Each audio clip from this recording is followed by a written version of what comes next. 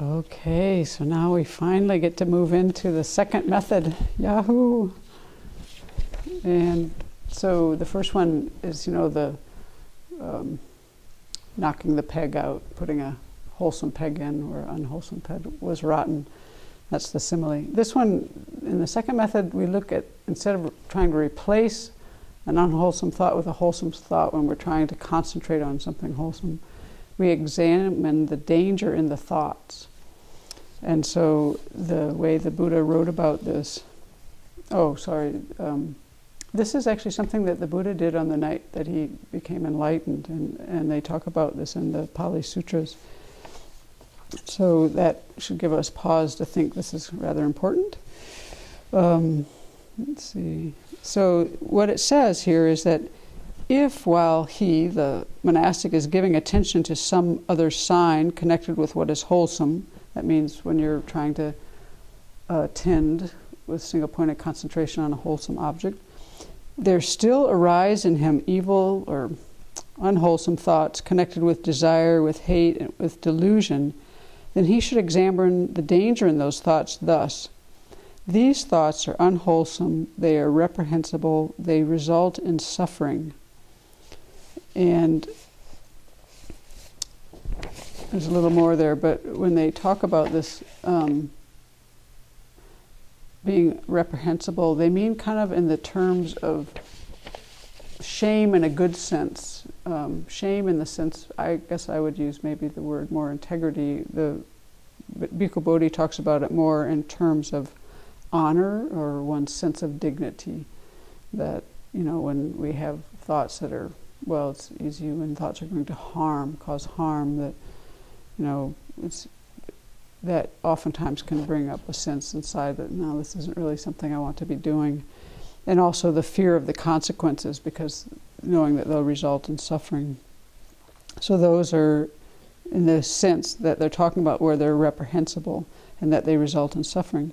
And then the sutta goes on and says, when he examines the danger in those thoughts, then any unwholesome thoughts connected with desire, with hate, and with delusion are abandoned and subside.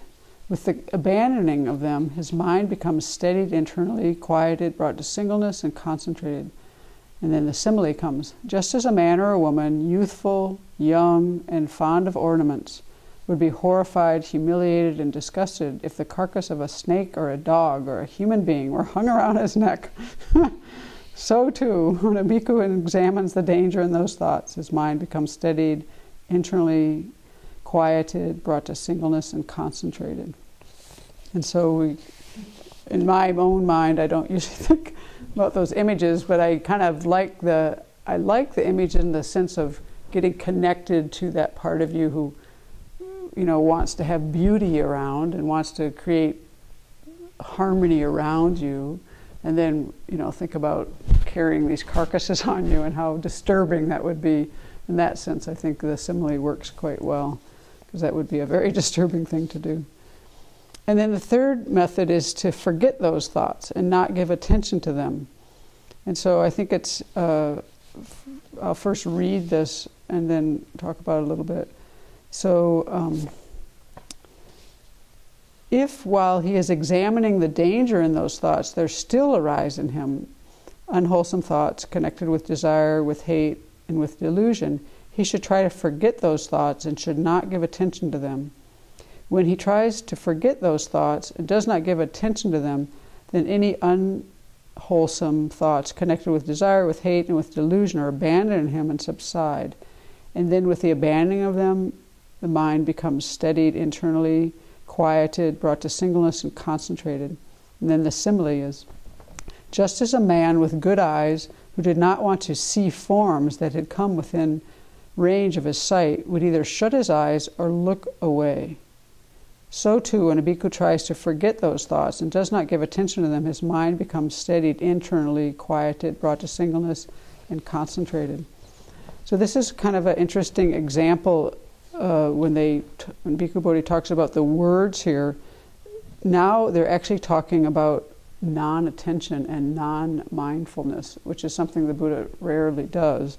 Usually we're trying to develop mindfulness, but here's an instance where we're it's not like we're suppressing the thoughts at this point. We're aware of them. We've even tried to replace them with wholesome thoughts. We've tried to see the danger in them. And they're still like obsessively in control of our mind. And so the Buddha is saying here that these are very troublesome then, and the simple techniques we've tried haven't worked. So oftentimes these will be, maybe sensual thoughts or angry thoughts. Those are ones that I think sometimes are maybe a little overwhelming, but it would have to be something quite large, I think, in that sense. And so what the Buddha is advising is to find some other way to preoccupy your mind. And I have to think, when they talk about the commentary on this, they say, well, what you're doing is you're preoccupying the mind, and then you're not giving any chance for these other thoughts to come in. So the commentary says, just stop the meditation, take a walk, maybe look at the beautiful, countryside, and just let the mind relax into the scenery. And I think we naturally do this often. A lot of these things we actually do.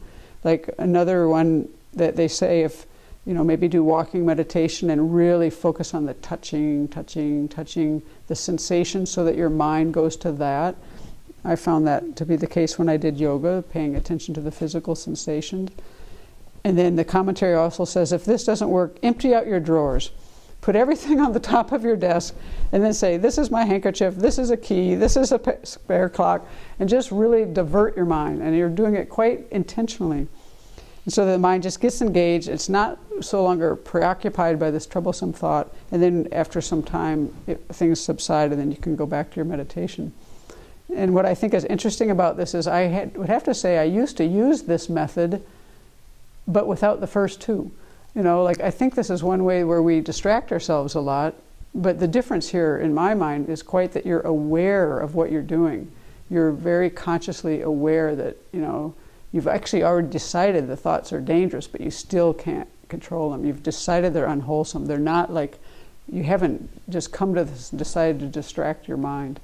But I notice in my own behaviors, and I really wouldn't have called this working with my mind, but I know sometimes when things are very overwhelming, I might go out and walk in the woods. A lot of times what I actually do is I'll just start staring at, like, something will just take my mind, and I'll just stare at like the grass or a branch or something, and I just steady my mind on that. And I don't even do that with a lot of intention. Sometimes maybe I'm just kind of worn out by what I was thinking about, but I have found that quite helpful. And I think that if I could learn to do this, with